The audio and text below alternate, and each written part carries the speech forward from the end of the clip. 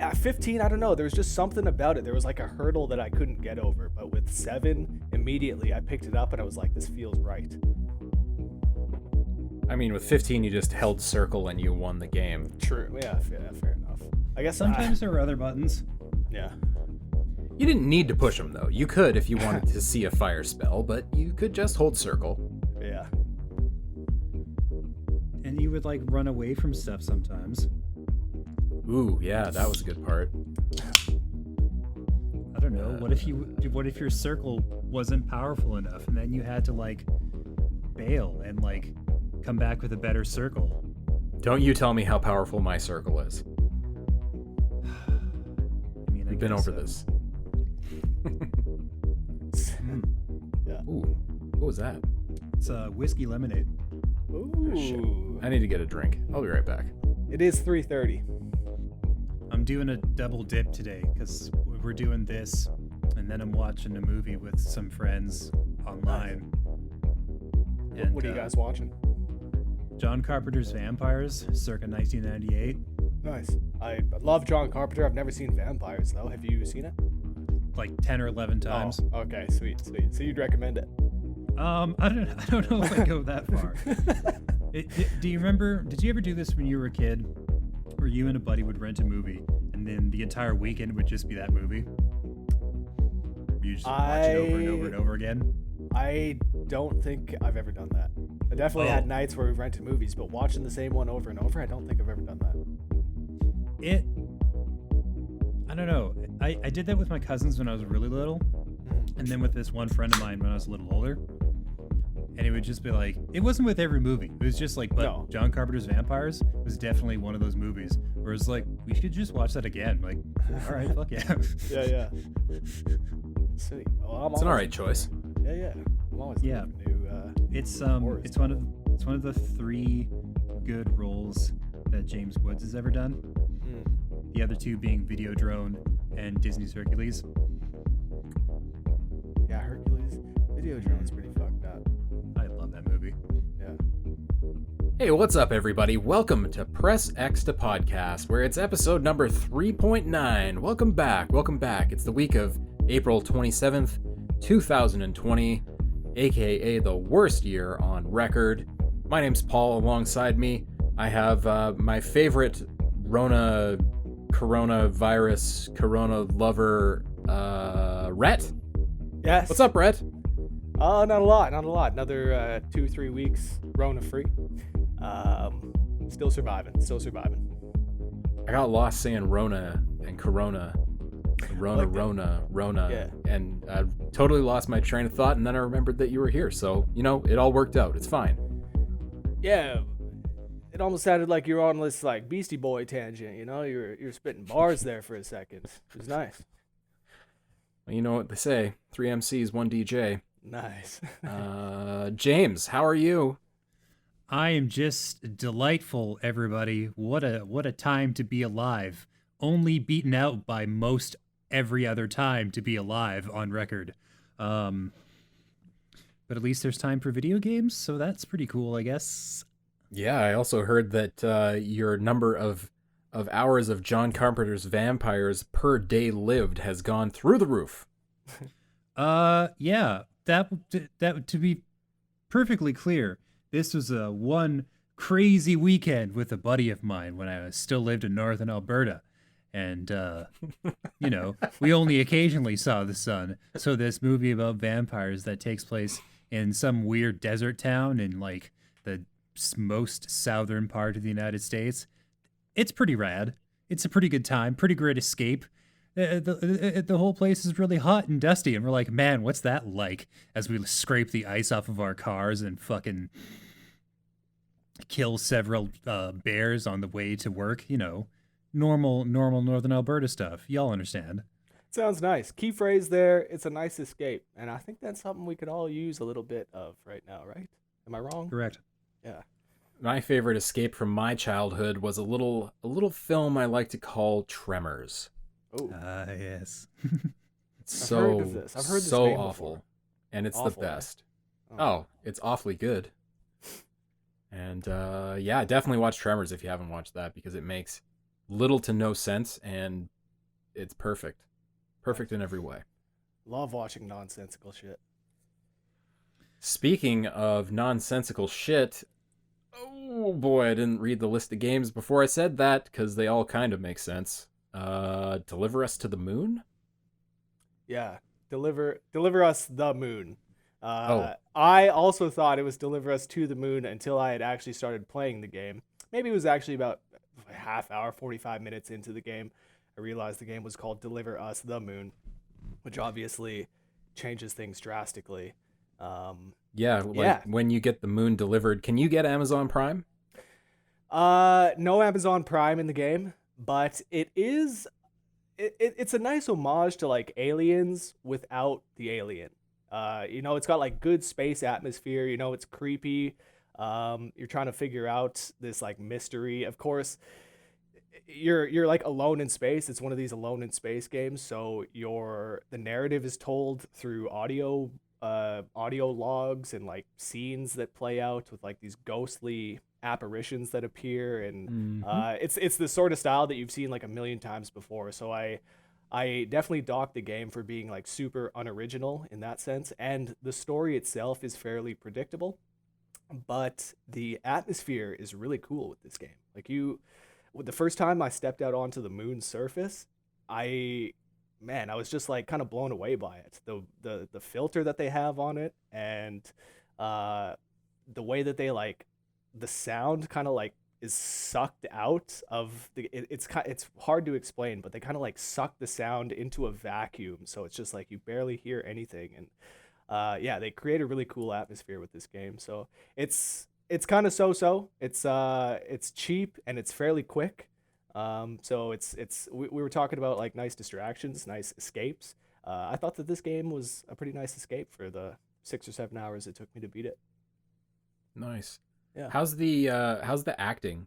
Anytime there's a lot of audio logs, if you're gonna pay attention, it better be pretty good. Absolutely. And the acting is hit and miss. At the start of the game, I found it to be a lot of miss. It was tough for me to be engaged in the story in the first like half of the game, I would say, and that's because a lot of the voice acting was kind of iffy. But once the stakes are raised and there's a little bit more meat in the dialogue for the actors to chew on, then you start to see a bit more of their chops. A bit more of the acting chops come out, and they bring it together for the final act, no doubt. But again, it's predictable. So like story wise, and if you're going into the game for that, I don't know, it's not the best thing. But as far as like a cool space exploration game, I thought it did that pretty well. Nice. Some kind of like light puzzling and very light puzzling. Yeah, it's cool too, because like a lot of these games, I think back to the Alien Isolation game with like spaceships and like the color schemes that are used. A lot of grays, a lot of silvers, a lot of like spaceship corridors can look the same, and you get turned around and you're walking from room to room over and over again trying to figure out what to do with this puzzle and that puzzle. With this game, it's a fairly linear path they keep you on. They'll like close doors behind you so you're not backtracking unnecessarily. And they do little things like that to really like keep you moving. There were a couple times where I was like, okay, what do I do now? But you figure everything out fairly quickly. Nice. That's like my least favorite thing in any game where there's some kind of labyrinthine area, is having to open the map every half second and turn 90 degrees and open the map again to make sure that's the right way. Yeah, I hate that shit. But absolutely.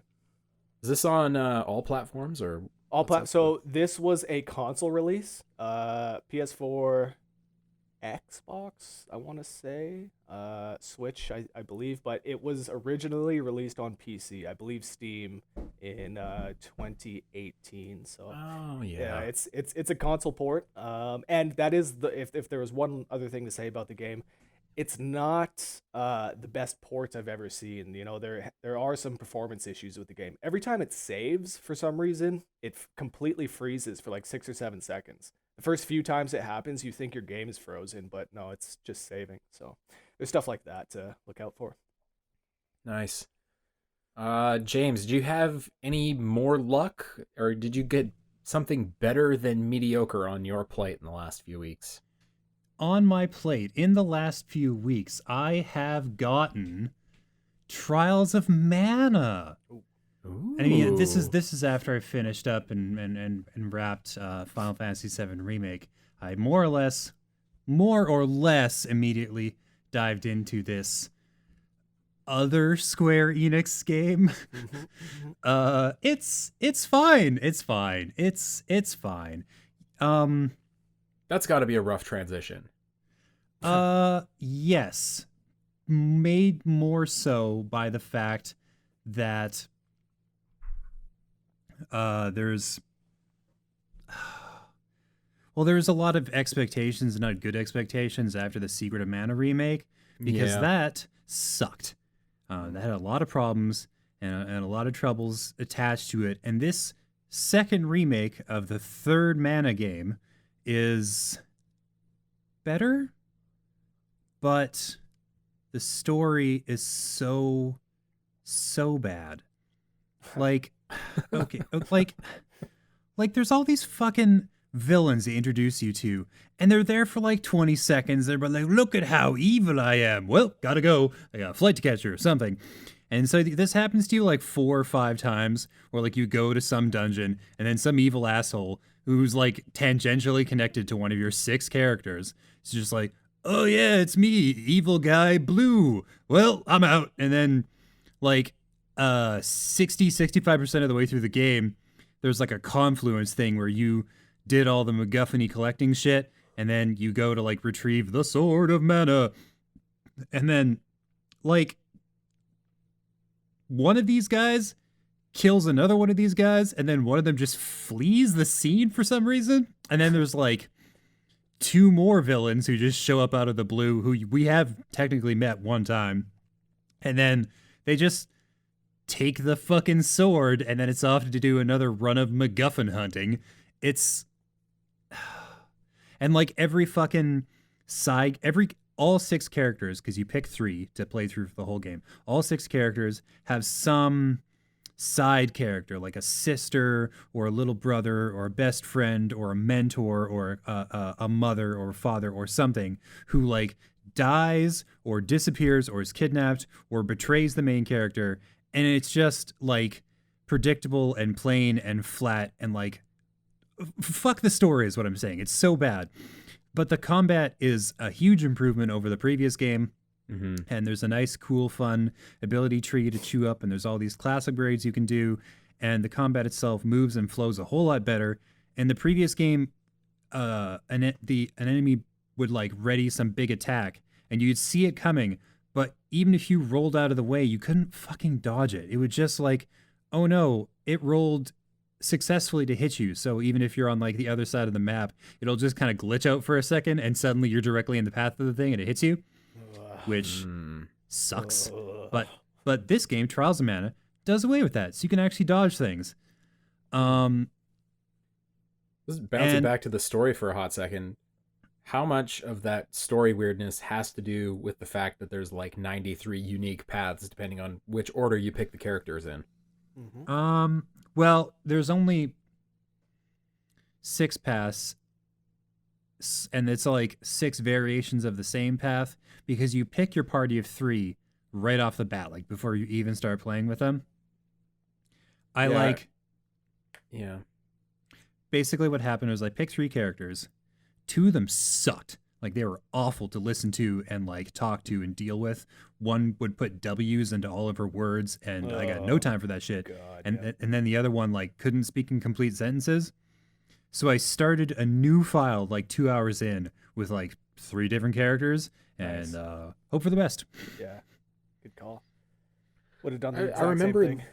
I remember in like the Super Famicom game, there being some differences to the game depending on which side characters you picked. Like there was the 6 mains, and you could pick your main, and those paths would all be slightly different. And then there were even more slight tweaks depending on who your sidekicks ended up being. Like the tiniest possible differences. Okay. Like certain cutscenes will play out differently. And it's kind of funny because the like certain cutscenes are just like in your path no matter what, and they have to do with a certain party member. So if you don't have that member of your party, you just run into these people and you talk to them for 2 minutes, and then they just fuck off to do whatever they're gonna do, and then you like go about your day. It's a whole thing. Some real 1993 game design. Yeah. And yeah, and there's like, and the AI is not the brightest. So if you want somebody to be your healer, they can't do anything else. Like they have to heal exclusively. If you program to heal and also sometimes attack, they just stop using healing items. Oh, of course. Yeah. They're just like, oh, but I also wanted to attack this person, and I clearly can't do two things at once. Oh, the whole party's dead? Wow, that's crazy. How did that happen? So like you have to make somebody to be just the healer, and then you can sort of hop between the other two and like control them. Yeah. I found that like the last fifth of the game, like the very end section, it kind of ramps up in difficulty, and it kind of requires the like secondary characters to know what the fuck they're doing, or to switch between them obsessively every second. And I didn't really want to do that, so I kind of just turned the difficulty down one notch and just sort of did the rest of the game that way. Because, you know, I got shit to do. Oh, yeah. Nobody wants to do that mid-90s grind. It's not worth it. No, that's the worst part. You can't do that because the goddamn enemies level up with you. Oh. Yeah. So there's none of that shit. Well then. Yeah, so you get stronger, but then their stats just increase alongside you. So when they say get good, they just mean strategically. Like you can't just like bulk up and go in and like wreck shop. It's just you run into the hard ceiling of your skill set like pretty definitively at some point. Right. That's some real nonsense. I'm seeing here that a group of hackers have found a workaround to turn the demo for Trials of Mana into the full game. They've actually been able to unlock the full game through the demo. Wow. Yeah, it's interesting. Yeah, probably because they just like make you download the entire package and only give you access to one chapter, which like I get that. It's a lot of work programming a second smaller, shittier version. Sure. Yeah, fair enough. But the PlayStation is not, how should we say, super well protected security wise. And the PC version there's no hope. You can't, like, it's a wish and a prayer to think that you can like engineer anything that goes on a PC in such a way that hackers can't fuck with it. No, right. no. Like Just forget that's about it. absurd. Yeah, I played the demo of this and like I wasn't blown away by it, but at the same time I was also thinking I could probably spend some hours with it, listening to podcasts or something, and you know, just kind of hacking around and bopping around the world. Yeah, I thought switching from the English voice acting to the Japanese would make it more tolerable. Turns out the delivery of the lines is still really slow and clunky, so it just sucks in like a different way. So I just kind of power through the cutscenes, Right. and then the rest of the game's story is fairly ineffectual. But like again, the mechanical end of the game is great. Nice. Yeah. Speaking of voice acting, a commenter on one of our FF7 remake videos was saying that if we like Barrett in the English version, we should turn it to Japanese and watch that because, wow, Japanese Barrett is really something. I'd be interested in that because I'll be honest, English Barrett is not doing it for me. I think he's kind of, I don't know, obnoxious, over the top. And How far in are you? Chapter 7 now. Okay. Also, Rhett, you're just describing his good points and treating them like flaws, and I feel like there's going to be a bridge between us. Sure. Chapter 7 is about where we defined Barrett reaching maximum Barrett. Okay. So you're about to hit peak Yeah, I don't know, man. Max Barrett. There's something about this cat that I can't get behind. I don't know, Barrett. Maybe because he was such a dick to Cloud in the beginning of the game. I mean, he was an outsider. I understand. He was part of the enemy. Also, he's like a socially maladapted asshole who doesn't like believe in shit, and Barrett is obsessively passionate, and I feel like those two are just destined to clash upon first blush. Fair. Tough to argue that. Yeah, I think you'll be happy with how things resolve over the course of the game. Yeah. Yeah. Okay. By the way, I just love that game Also, so much. Going back to Barrett though, he also sucks when I'm actually using him in combat. Is that just me? Am I missing something? with Yes. Barrett? Yeah, that's just it you. is just you. Okay. Yeah. So what am I doing wrong? What's the strategy with Barrett? The strategy with Barrett is to go absolutely ham with his like charge attack whenever it fills up. Yeah. And then to like use his ATB skills constantly, and then to make sure he's targeting flying enemies and distant enemies and the people that the other guys can't reach. Right. So that like if you use Barrett specifically for the opponents he's like designed for, then your other party members can just kind of focus on the ground troops or whatever other assholes they can hit with their swords and staffs. Right. I personally, I don't know about everybody else, but there came a tipping point with Barrett where I started using him all the time in every battle as often as I could, because you can like control the spacing, like you can, and the placement of yourself versus where your opponents are really accurately. So like if you want to be a certain distance away from the enemies and give yourself time to like cycle through menus and like execute healing spells and stuff like that, you can do so from a distance. And like it's a great overseer position, so you can kind of control the flow of the battle from there. Right.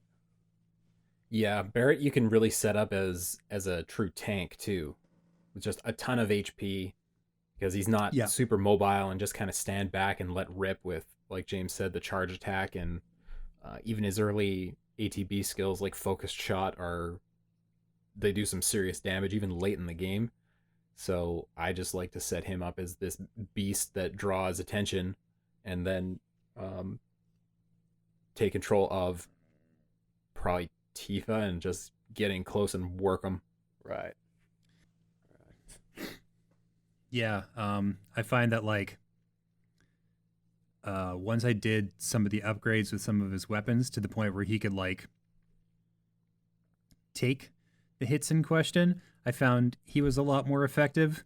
Yeah. You give him that extra 2,000 or 3,000 hit points. See, that's with the upgrades. That's I think a problem with me right now with my game, is that a lot of my guys, or all three of them right now, really, they're just dying really quickly. It seems like Barrett's dying quicker than everybody else.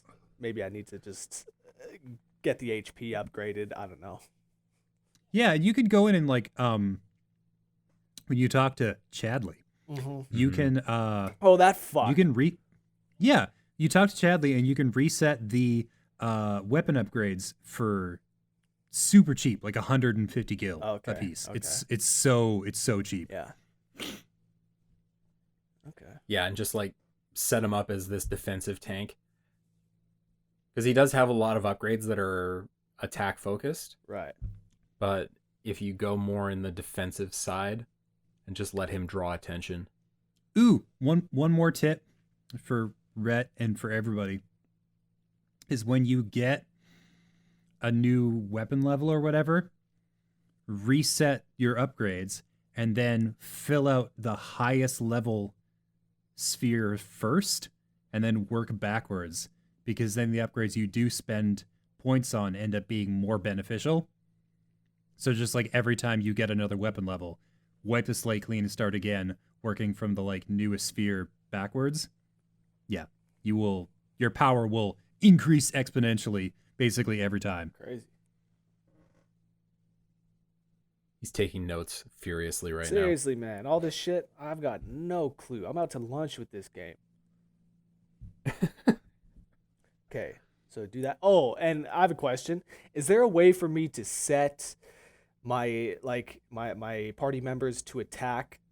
Like James, you were saying that Barrett should focus on flying enemies. Is there a way to set Barrett to only attack flying enemies to focus on aerial enemies while I control cloud? Let's say No, no. Hey, not really. okay. No, It's not in like the Final Fantasy 12 Gambit kind of way, Mm-hmm. but if you're using the like the shoulder buttons to just quickly choose ATB commands for the other characters, Yeah. it's relatively quick to get them doing more or less what you want them to be doing. Okay. Yeah, because, and this is important, time still passes when you're in the menus, Yeah. just very slowly. Right. It's that Inception level 3 time. Yeah. Yeah. So if you're like really spending a lot of time in menus, a like projectile that's slowly traveling towards you will eventually hit you in the head. Yeah. It's true. Man, I love that game. Yeah, Okay. it's good shit though. Like my Barrett chirping aside, I'm enjoying it thoroughly. Very, very nice. I was saying to you guys before the show started, I love the way the combat is more accessible to a newcomer like me. You know, I've had Final Fantasy 15 experience. I have played that somewhat, but I just couldn't get into the combat system. And with Mhm. 7 here, I just feel like they refined all the good parts of 15 and they got rid of all the crap, and yeah, now they've got like this just fleshed out intuitive combat slash menu system that just works really well together. I don't know, it's a lot of fun. I was saying again, I was hooked 10 minutes into the demo, and man, it's a good game. They really put in some work on that first hour of the game. Mhm. It is so polished Mhm. and so so driven that I don't see how someone could play that demo and not want to see what happened next. Yeah, truly, truly. It ends really well too, you know, with your first little boss fight there and planting the bomb and everything. Yeah, it's good stuff. Yep. It's gonna be tough to beat Yeah. for in terms of how much I liked it personally over the course of the year. I'm Yeah. sure there'll be games that are up there as well, but just taking all the nostalgia and whatnot into account, it's a stupendous achievement. Yeah, no doubt. Can't underestimate it. I'll be very excited to see what they reveal for the second game, and I'm curious to see what the plan is as far as how many games this is going to turn into. You know, 3 I think is the safe bet, but now, you know, Well, could we be can more. we can get into that in a hot minute. Paul, you've been sitting on some strong Gears Tactics opinions for a while now. Oh my god. Here's your chance to air your grievances to the whole wide world. And you, who is apparently like the only person on Earth who didn't like this game. Okay, so let's get into this, because it's not that I didn't like this game.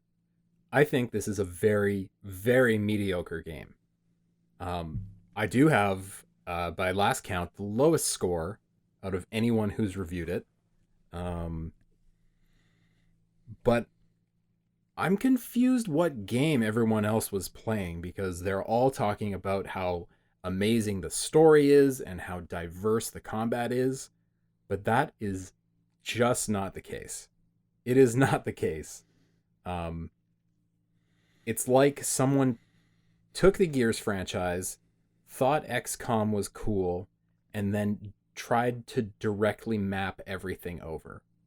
And it just doesn't really work, because in a game like XCOM, or basically any other tactics game, you've got a bunch of different classes of characters, and they all have different abilities, different things they're good at, and you have to competently build your team to succeed. In Gears Tactics, every character is more or less capable of running straight into the fray and decimating enemies. They all have the same, more or less the same amount of health, the same amount of range, the same amount of action points. And it's just kind of all the same. You do the things that you do in a Gears game where you run headlong into a bunch of enemies and you hide behind cover and you shoot until they're all dead, and then you move on. And it doesn't translate that well into a tactics game, because even though you can once in a while flank or use an active skill in a way that makes sense, more often than not, you're just going to shoot and overwatch and throw grenades and you'll win. Okay, so this is very important, I think, Paul, in unlocking the mystery of why you thought it sucked so comparatively to others. Did you find Gears Tactics to be particularly easy, Paul? I didn't. I mean, I probably wiped a couple of times on some of the bosses, which that's a whole nother can of worms. It's not like I played on this, whatever the standard difficulty is, and it's not easy, it's not hard. It's a decent difficulty balance. It's just not that interesting. And does it give you the only thing I can compare it to is the divine pulse from Fire Emblem, where if your team dies or if an individual dies, you can kind of reset the clock and bring them back. Does it give you any sort of option like that? no, it doesn't do that. You can save scum like any Right, okay. good turn-based game, but Yeah. the thing is, although you have your team of grunts that you can send out into the world, you've also got heroes, and heroes must survive the battle. Mm-hmm. So if, for example, the main character is Gabe Diaz, and if you've got Gabe on your team, he must live. So there's no real reason to ever use any of the grunts. Right. You just kind of use the heroes, and once in a while you'll be tasked with a side mission where you have to use some of the grunts, and that's whatever. There's no good reason to level them up or create a balanced team. Right. Basically, you just want to throw a bunch of Augustus Coles out onto the field and just wreck shop. Yeah. There's no reason to do any of the other stuff. So you just focus development on the heroes because it's so important that they survive that you throw the entire gameplay balance out, and it's like the whole game pushes you to do this. Yeah, pretty much. I guess if you decided specifically to go the other way, you might have had a different experience, but I think you'd still run into the same problems where each one of the classes is fully capable of hiding behind chest-high cover and shooting locusts or throwing grenades. They can all throw grenades. I don't know. It's really weird to me that people think this game is outstanding. I think part of it is that you have a lot of experience with tactics RPGs, and that this experience kind of gives you a different lens, where I think most of the people who were tagged to review this game were Gears fans primarily, right? Because every outfit, every review site or company or whatever, every games place has people who specialize in different things. And I think when it came time to cover this game, they gave it to the Gears people and not the tactics people, and so it just fucked up the scores completely across the board. Makes a lot of sense. If I was a Gears fan and I played this game, and I got an okay tactics game, I'd be like, okay, yeah, this is pretty good. I'd probably give it a 75, 80. But yeah, if I was 75 or an right? 80, you'd rank it high because you fucking love Gears. Which is 80 is the main score this game is getting. I would say that's the median is 80. Yeah. But if I was a tactics fan, exactly what James was saying, if I was a tactics fan going into it, then yeah, from not only what Paul's review is saying, but these other reviews that are, in the 60s, 65, 70s, they're all kind of saying the same thing, that as tactics fans, there's a lot to be desired here, there's, yeah, it comes up short in a lot of ways.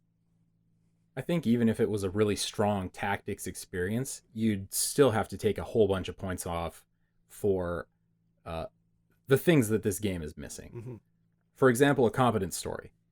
I've seen some reviews saying that this game has a great story or a Gears-worthy story, and it just doesn't. The cutscenes are these tiny vignettes that are missing, like I said in the review, a good 2/3 of the context you need. you'll pop into this nicely rendered, well-directed cutscene where someone's saying, this is our family now, not your family. And I'm like, what the fuck are you talking about? You just picked up these grunts in the last mission. Fuck this. Yeah. This makes no sense. Yeah. And, it goes on and on and on from there. And you can see the flashes where you're supposed to care about the story. And I'm like, who is this guy? Like, I don't know. There's no character development. So from a story perspective, it's just a complete whiff compared to Gears 5, which I thought had a great story. Do they like dump a bunch of story into like optional logs or something you can read? And it's like, God. Well, why haven't you been catching up on the texts? No, how there's do you no not logs. know who?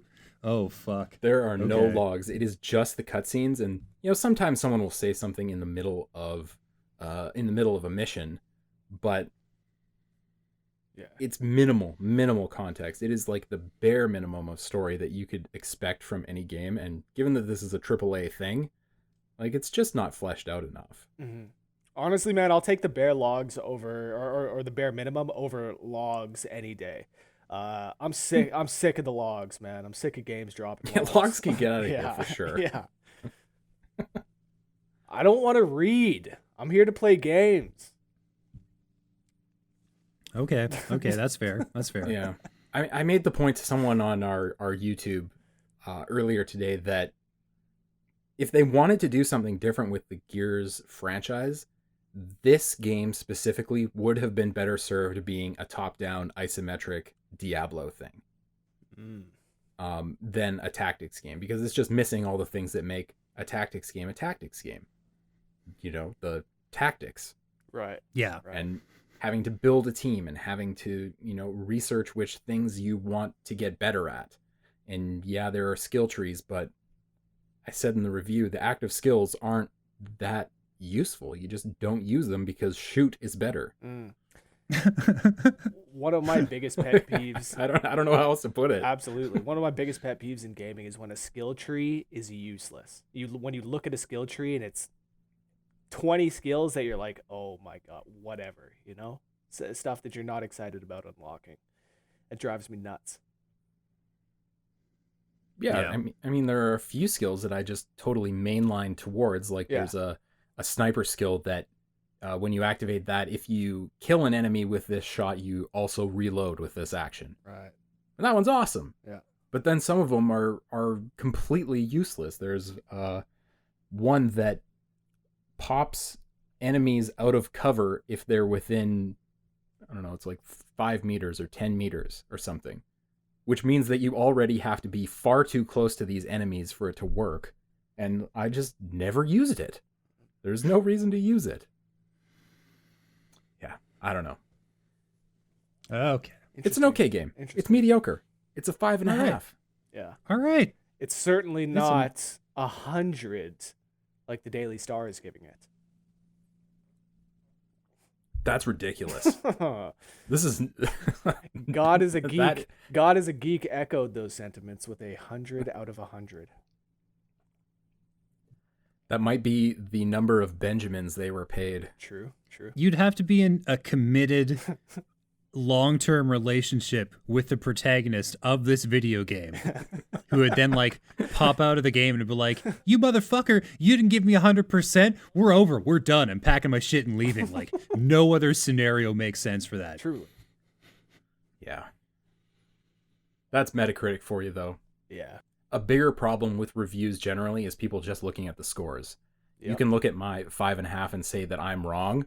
And, maybe it's a 7.5 to someone else, and that's totally fine. If someone loves this game, I'm perfectly happy for them to go and love it. That's cool. What people need to do when they're looking at reviews is look at the body of work of whoever's reviewing. If you don't generally agree with my opinion on games, then you probably won't agree with my opinion on this game. Right. But you got to find somebody who you do agree with and has the same taste as you and follow them. Or I try to be as the pulse check. I try to be very upfront with my biases, especially if it's just like, oh yeah, so full disclosure, this style of game, I don't fuck with it. I never have. I probably never will, but I'm playing it anyways. For you. Yeah. For sure. The one place your biases don't count is the FF7 remake, because that is so fucking good by any measurement stick. I watched a very critical video review of it, because I like the reviewer. I think he's a lot of fun, and the comments were just full of people like, "No, I don't agree with you. All these things you said you hated, I actually liked. Thereby, your opinion is invalid." I'm like, it's not though. Do you want to name drop the reviewer? Oh, it's Donkey. Oh, yeah. I love that Oh, motherfucker. Yeah, Yep. but he historically fucking hates RPGs and turn-based games. Like, is not his jam at all. So like, I don't think anybody expected him to be like, "Oh yeah, no, I turns out I love this game," but no, not at all, actually. If you're thinking about the most concise and tightly packed reviews that are full of information, just top to bottom, he probably ranks pretty highly in the general scheme of things. Those reviews are always like 4 or 5 minutes long, and they're just packed full of opinion. And like carefully edited video segments to like back up really important points. Yep. Sometimes it's like Frankenbiting, where you're like, "Oh yeah, no, you just found the most ridiculous section of dialogue to just really hammer home how dumb you think the story is." Right. It's just like, that's fine. But on the flip side of that, that's where I give Donkey credit, is that he is humorous at times where other reviewers that do the same sort of thing, they kind of drop the ball. He's able to actually kind of nail the mark for what he's trying to do, I think, a lot better than other people. Well, he's not too concerned with the embargoes. Yeah. Like, he's fully happy to come crashing in with a review 2 or 3 weeks after the game's out, because he wants it to make sense. Yeah. And oh my god, what a revelation. I think that's very important, is if there's somebody whose work you follow, to understand their biases and how they inform their opinions. Mm-hmm. Like Yahtzee, for example, really not a fan of a lot of things and is very fixated on story and very critical of it at the same time. So like things that he despises, you can even hear him bitch about it and be like, "Yeah, but I'd probably like that more than he did." Then there's those rare people who you find yourself agreeing with completely on one instance, and then hating their absolute guts the next second, because how could they possibly have this opinion? Yeah, I'm there. I hear you. Oh yeah. For me, that's Jeff Gersman. Yeah. What'd he say? Well, I mean, he absolutely loved Control Okay. last year, and Yeah. I was fully on that page, and everything he was saying, I was like, "Yep, you nailed it. You hit it on the head." Mm-hmm. But he thinks Doom Eternal's not that good. Oh, get the fuck out of here, Jeff. Salty Jeff, hard at work. Dude, something. Yeah. I've heard that a time or two from more than one individual who has had some grievances to air about Doom Eternal, but that's fine. Yeah, cool. You can not like it, but I don't know how. it's pretty good, right, Rhett? It's very fucking good, man. I finally picked it up a few days back, and I've been hooked. I've been playing it on PC too, so it runs so smooth, man. It's so nice, buttery smooth, man. Nobody makes FPSs like Bethesda and fucking Doom. Like, my God. The executions, the fluidity, man. Going from midair and landing that shotgun rocket shot, and then all in one motion coming down on a guy and getting the execution, and then going to the net. Like, it's just so fluid. It's so fun. Yeah, it is everything that 2016 was and more. Like, everything is so refined and so smooth. Oh man, that's a good game.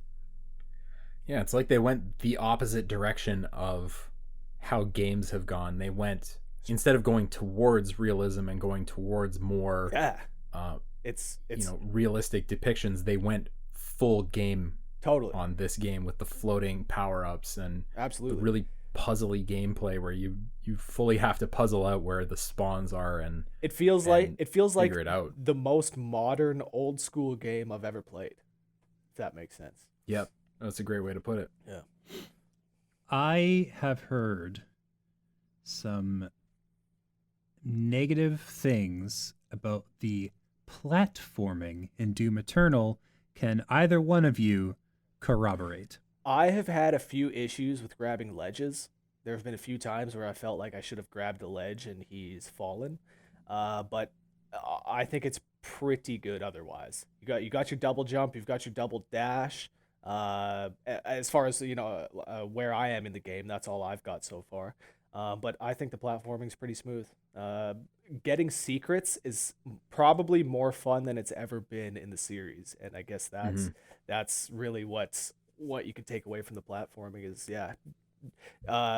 doing a double jump into a dash, into a wall grab, and then turning around and doing another double jump and grabbing a ledge. That's good stuff. That feels good. Yeah, I more or less liked the platforming. I liked it more than I expected to. There are a few specific instances where it doesn't really make sense what you're supposed to be doing, and you will die a lot. And in those situations, I found myself trying to do things a way other than was intended, and running into some invisible walls, which isn't cool ever. But 95% of the time, the platforming is fast and fun, just like the shooting is. Yeah. Anything else anyone wants to touch on games-wise? I mean, we do have Cooking Mama that we can talk about. We touched on the it. Game no one can ever play. Dude, no one can play it. No one can find it. Your Switch may be a Bitcoin miner if you're playing it. I don't really know what's going on with this game. It's got one of the most bizarre release stories behind it. I don't know if it's actually going to come out ever. So you've been playing this game in spite of the fact that it might be cooking your Nintendo Switch like a fried egg. Is that what you're telling us? Well, hey, playing it is relative. It's in the Switch. The cartridge is in the Switch because again, they've sent out the review copies were physical copies, which tells me that there's got to be some physical copies out there in the wild somewhere, right? Did retailers get these copies? I don't know. As far as actually running the game, no, there hasn't been much of that since my review. My score of 25, I believe. That'll tell you pretty much all you need to know about that. Now, I did see, though, however, they did just release an update for the game, Cooking Mama 1.1. So maybe what? Yeah. Why? Yeah, there was I haven't fired the game up to check what the update actually is, but I do know that there was an update. I saw it installed on my Switch a day or two ago.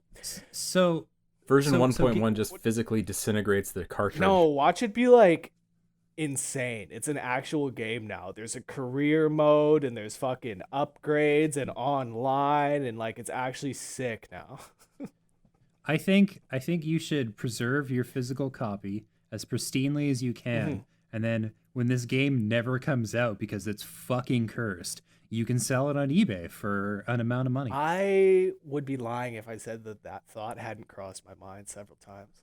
I can't tell you how much I appreciate the PR, whoever it is that sent the copies out. I can't tell you how much I appreciate that. Getting a physical copy to review is fucking cool. I must say, like, that was cool. But wow, that game sucks. Okay. Wow. Okay. Good to know. Wow. Good to know. Back to the drawing board with that. Well, no, I said in the review that the series is cooked. I think that is accurate. I think that this will be the last Cooking Mama we see. There's all kinds of great puns in that review. Yeah. Thanks, man. Yeah. Just cooking and grilling all the way, top to bottom. Yeah, I liked the line where I was like, the aesthetic is cool or whatever. I said something, but then I'm like, but it's everything else the game does that has me wanting to turn the gas on and light a match. And that's really, if you could sum up how I feel about Cooking Mama, that would be it. The game is so bad that I wanted to explode my house. That's right. All right. I haven't played it, so I can't argue with you. Nobody else has. Nobody's played it. Yeah, that's the thing. I wrote a review basically for myself. Well, let's get into the news, because the news, I don't know, there's some news. So, The Last of Us 2's story and ending apparently leaked. yeah, la la la la la la la, earmuffs, people. I don't want to hear any of this bullshit.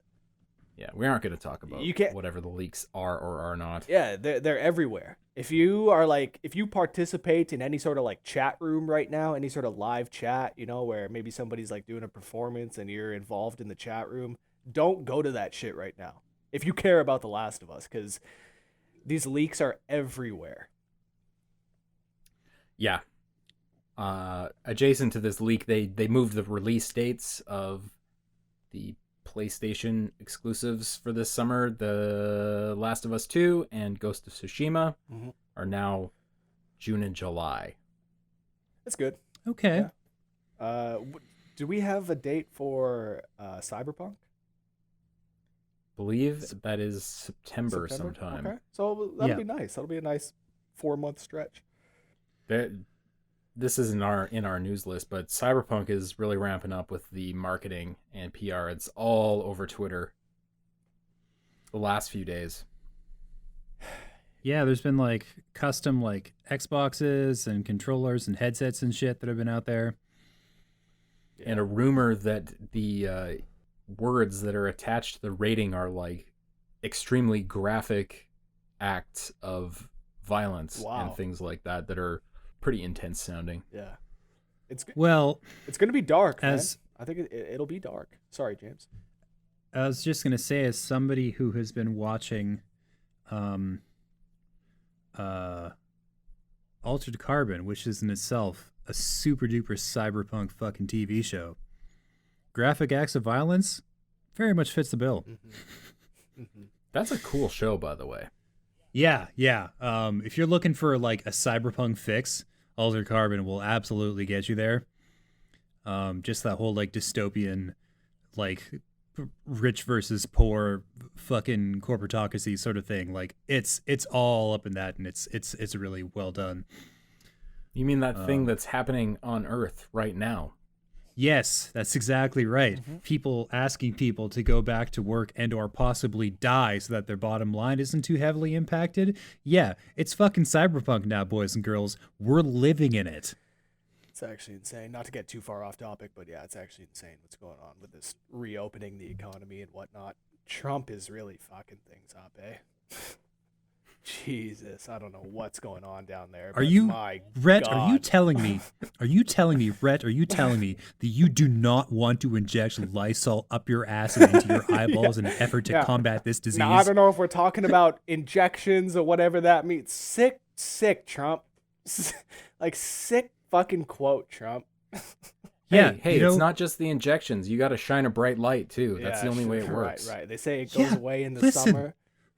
Rich white people have been telling us about bleaching our perineums all along, and we didn't listen, all right? Yes, sure. And now the reckoning has come. Got the title for the show. Bleach or bust, baby. Yeah. So anyways, speaking of garbage fires. Oh, no. Yeah. Yeah. Come on, James. This isn't so much of a news item, but, well, it's kind of a news item. So today, Assassin's Creed, Ubisoft, did a live stream where some talented artist was doing up a, like, promotional image which reveals the fucking protagonist or whatever the next game, and to an extent the setting. And there's been leaks and information suggesting that we're going to go full Viking for this one for a while now. And this kind of confirms that with like a big, cool, burly Viking individual doing Viking stuff in a setting. And in the process of like revealing this, it was just done on a live stream. And I checked out this live stream for like, I don't know, like a minute, like 60 seconds. And in this 60-second period, I saw people, so many people, spamming all caps messages of like the most basic, embarrassing, incel level horseshit. Jesus. Like just over and over and over again. People with like usernames relating to like Albanian nationalism and shit. Like like next level incels, white nationalists, men's rights activists, just like the cream of the crap crop. You know what I mean? Like just people being shitty at a velocity and intensity that you didn't think was possible. Yeah. And what this reminded me is that any time whatsoever a video game company makes an announcement or does a live performance or a presentation like a Nintendo Direct or like a PlayStation event or an Xbox or anybody, the thing you can count on is pure compacted garbage being spat out in the live chat's feed at like 100 miles an hour the entire time. Straight up. Like we've talked about this before, and the thing is the Twitch chat or anywhere on the internet, Twitter just provides so much anonymity that people feel completely empowered to say things that either they truly believe or things that they believe will get a rise out of other people. And it's got to a point where it's just ridiculous. You can't open a chat in Twitch anymore unless you've got a channel that has some extremely diligent moderators. And I'm assuming Ubisoft had a ton of mods that just could not keep up with the fire that was being spit by the dragons of the internet. Dragons is a majestic, cool animal, and that's not fair. This is more like sentient shower mold. Yeah. Mm-hmm. Like a Flaming black, sentient shower mold. scummy, Yeah. fucking congealing garbage that fucking accidentally achieved the base level of sentience and found a keyboard and was all like... Kind of like that tooth that Lisa had floating in Dr. Pepper. And then a civilization was formed around it. You know what I'm talking about? Yeah. Yeah. But that do. Was probably worth 10 or 15 cents more than these people. Yeah. Basically, there was like 4 people in the chat who were very passionate about there not being women or LGBTQ people in this next Assassin's Creed game. Oh, which I see. They wanted to make sure that wouldn't be the case. Which, okay, bad news, guys. Sorry, I literally just thought of this. Bad news. There's like actual archaeological evidence that women went Viking, which, hey, fun fact, that word is a verb. Sorry, it's not, it doesn't refer to a person. It's an act. It's something you go out and do. And women did it. Like there's historical evidence to suggest that women did this. Yeah. People will be like, oh, she was just buried with her husband's like sword and shield and armor. I'm like, no, she wasn't, you fucking morons. Yeah. It's like the thinnest excuse. Yeah. So what I'm saying is I don't know whether Ubisoft's going to do it or not, but if they do, there is a historical precedent to support it. Assassin's Creed Valhalla, apparently it's called. I'm told in an email. Fuck yeah. I'm so there. Person who does not ever play Assassin's Creed games and thinks that combat is fully derivative of better franchises.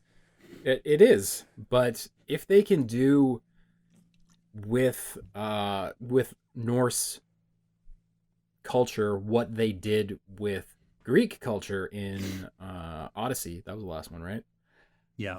If they can do that and bring some of that culture and history to the mainstream, that'll be really cool.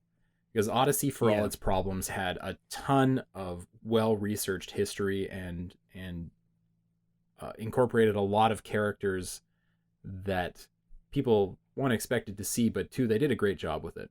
So if they can do that for the Scandinavians, that would be that'd be cool.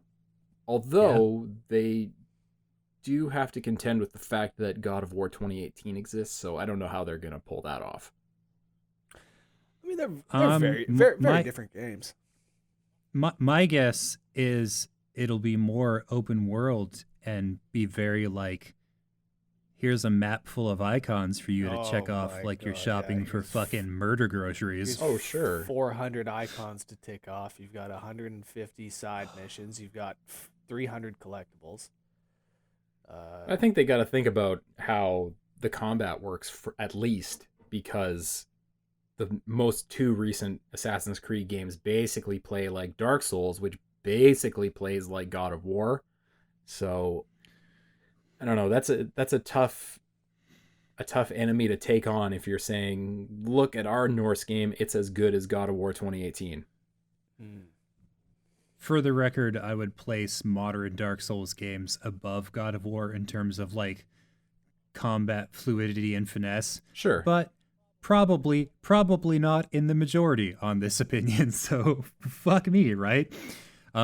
Hey, also, fun little throwback to 2017 when I was at E3 and I had the one lukewarm, somewhat negative opinion on Assassin's Creed Origins. Like, I was the one guy. I was it. There was nobody else. Everybody else was, like, coming in their pants about this game. And I was like, hey, this combat is just like Dark Souls, but worse. And I was not impressed. Hey, man, Dark Souls doesn't have horses, all right? No, or pyramids.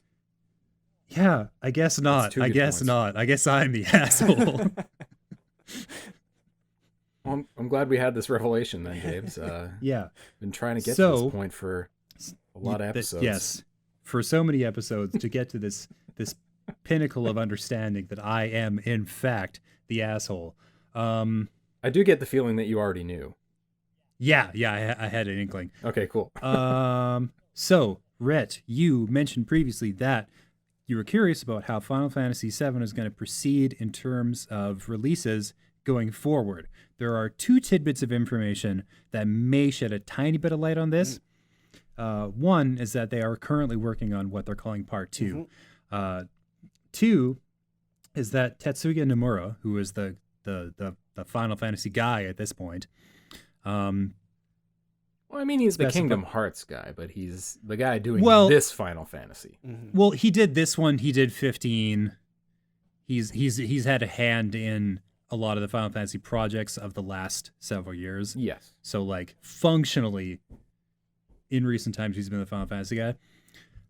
Feel free to prove me wrong with facts or comments or something. Anyways, he specified in a recent set of interviews that he would prefer it if they did smaller, speedier releases. So, like, chunks of gameplay that are put out almost like DLC sized things to like catch people to like move the story forward. He didn't actually specify DLC sized. What he said was that he wanted, if we separate into bigger chunks, it'll take more time. If you take smaller portions, it can be done on a shorter span. Personally, I would like to deliver it fast. And then somebody else on the team said that they don't know how long it's going to be or how many releases that. And they say, many people think it will become a trilogy, which is their coy little way of saying, it's not going to be a trilogy. Right. I'm all for that. That's not like the DLC style, smaller titles, smaller releases. But then if that's the case, they can't charge full price for these games. Friend, I need you to understand something about Square Enix. Oh no, I know they will. But no, they're going to get as close as they possibly can to charging full price. Okay. Or they'll put out a season's pass for like the content for all the shit that'll make up Part 2, and it'll be like a full-size game price, and then the individual chunks will be like fucking $20 a piece, and there's going to be like 8 of them or something. Right. They're going to figure out a way to like hold people upside down and shake the shit out of them until all the money comes out. Perfect. Yeah. And I mean, based on this original release, people are going to pay it. Yeah. No, they want to see where it's going to go. You're right about that. It's like they definitely, if they're planning on releasing like smaller games going forward, which by the way, I do have a question real quick. How long did it take you guys to beat this remake? I was like 35 hours. 35, okay. That's pretty good. Yeah, 35 or 40. I have no problem paying full price for a 35 to 40 hour game. But if you get down to maybe 20 hours, let's say, then yeah, they definitely do need to take some of the price down, or the price off, I should say. Yeah. I think somebody in the company, like not the creative team, because they'll make this thing as big as humanly possible, and it'll be up to like the money guys to like beg them to tone it down. I think there's somebody like some really high ranking accountant or like some VP in the Square Enix company who actually knows how big this game can get and still be profitable. But like the creative team who do all the interviews, they're not accepting those estimates. Like I think based on how they've blown up Final Fantasy and Kingdom Hearts via the amount of releases in the past, fucking sky's the limit, guys. I think if Nomura had his way, we'd be rocking this Final Fantasy VII project 7 times for like 10 years. There'll be 7. There'll be 7 games. 10 years from the release of this game to the release of the final chapter, if he had his way. I mean, look what they did with 14. That thing's been going forever and ever and ever, and it's all the same client.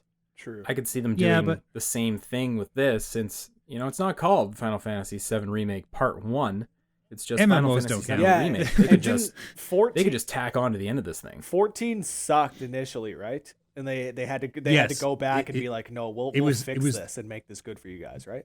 They went back and fired basically everybody and literally blew up the world within the game as a part of the story. Right. They called the new version of Realm Reborn, and canonically within the narrative, the previous version of that world exploded. Right. I mean, it's basically it was so dog shit. It's basically exactly what happened with Final Fantasy VII Remake, except they released the one that sucked first. Right. There's apparently some evidence out there that Halo Infinite is going to be open world, which who could imagine that when the name of the game is Halo Infinite? No doubt.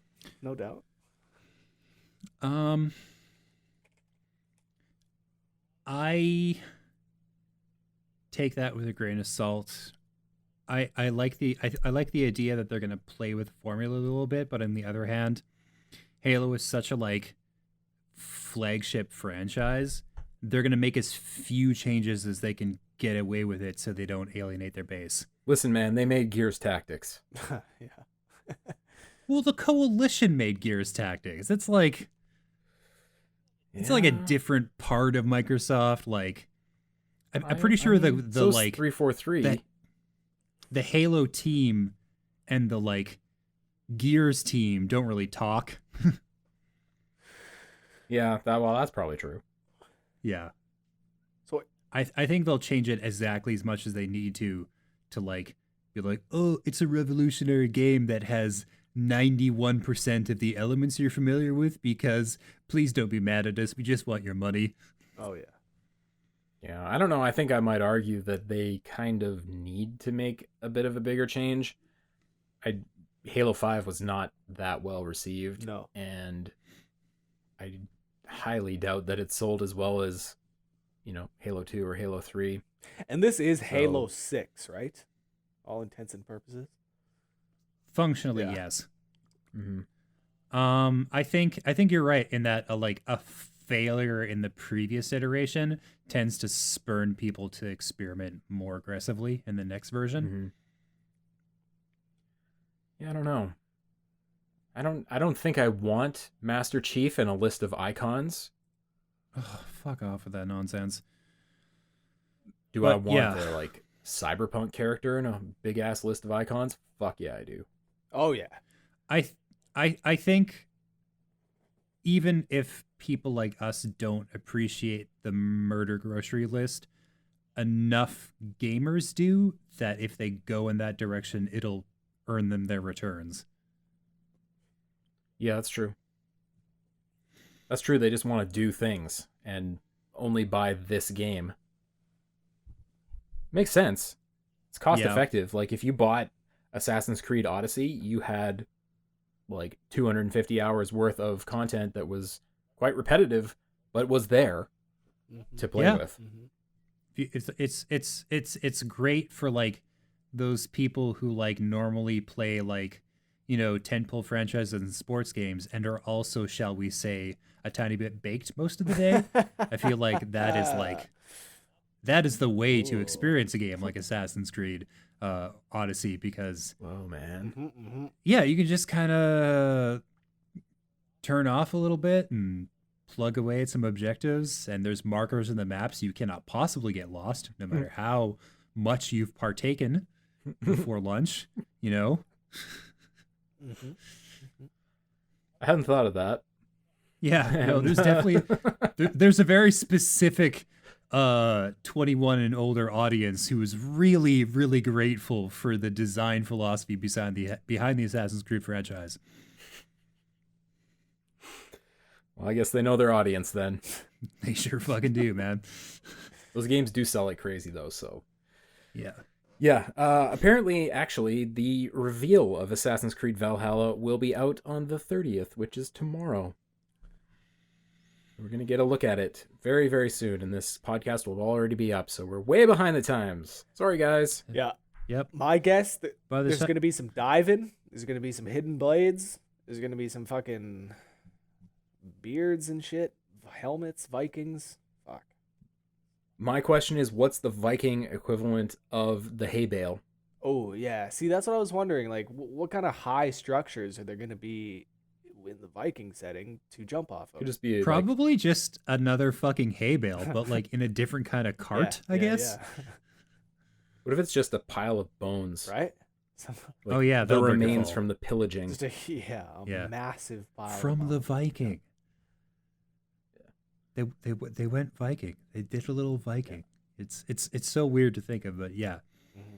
But no. I could go for some more Assassin's Creed. Sure. Yeah. No female bones in that pile, though, because as we all know, women were not Vikings.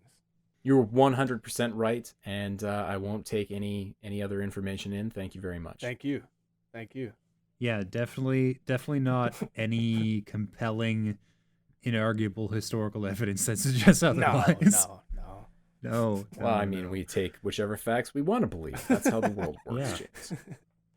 And the last news item for today is that Fallout 76 is apparently better with NPCs. And people who've been playing the Wastelanders update are saying this is maybe almost a Fallout game now. Bullshit. I think these players have just been drinking the Kool-Aid for 2 years and they're fucked in the head now. That may be a little harsh, but let's look at the facts. The game sucked 2 years now. The fucking pass that they released fucked around, cost $100 for a year. For what? I haven't heard any inkling of any sort of improvement as far as like disappearing loot, recycled servers. The game sucks. I've never played it. Yeah, I've never played it. You know. Heads up, on that note, some of the Wastelanders NPCs have been accused of like stealing players' shit and never giving it back. Up. I have no problems believing that. Game's been fucked from day one. And yes, there may be NPCs now, which is quite frankly 2 years overdue. But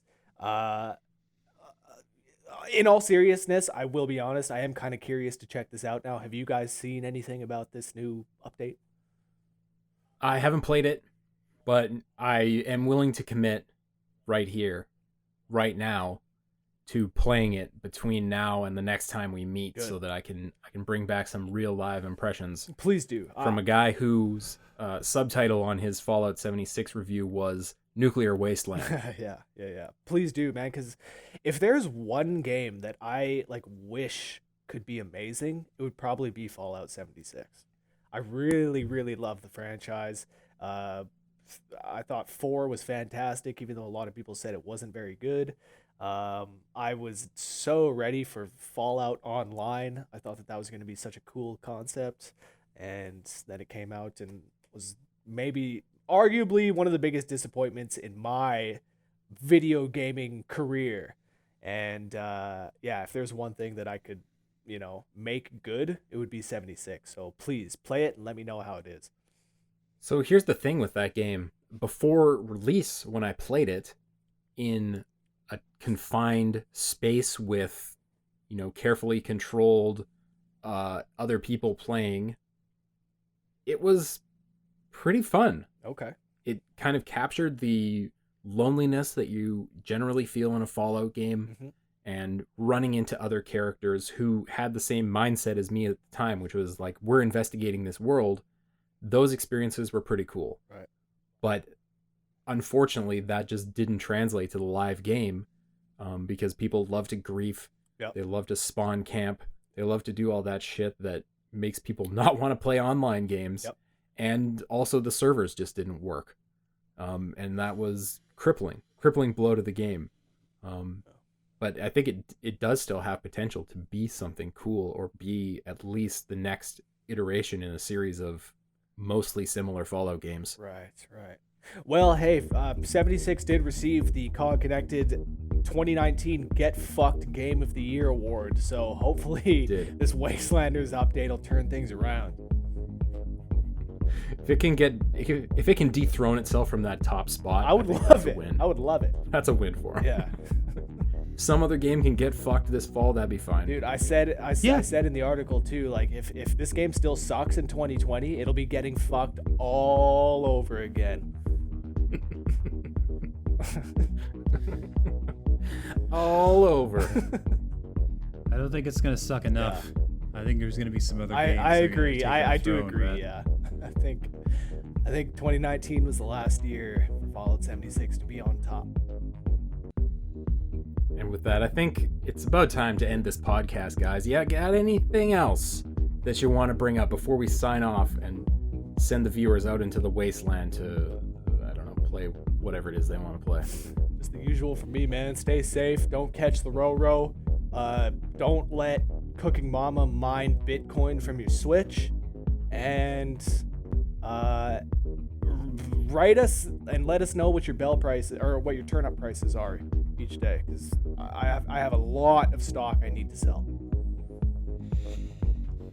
Yeah, what's the max price on turnips you guys have seen? Dude, my girlfriend had $6.20 the other week. Woo! Yes, that's the highest I've that's seen. Spicy. Yeah. On the flip side, though, today actually a friend of mine had 22, so that's the lowest I've seen. Wow. Yeah. And that market is volatile. I know, right?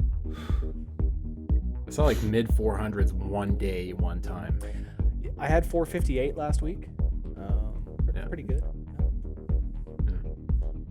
But of course, if you have 458 1 week, you can expect shitty prices pretty much all next week, Yeah, I didn't even bother buying turnips this week because last week was so good. Oh, yeah, that's a good call. All right, well, thanks everybody for listening. Thanks for taking this ride with us on episode 3.9. We've been James, Rhett, and Paul from COG Connected. Thanks so much for listening. If you've got any feedback for us, you can always email us. It's pressxpodcast@gmail.com. Ask your questions, tell us your answers. We don't care, or talk to us in YouTube comments. We love that shit. So let's hear it. Love the comments. And from us to all of you and all of your family and friends and loved ones and whatnot, stay safe, take care of each other, and we will see you next time. Bye-bye, everybody.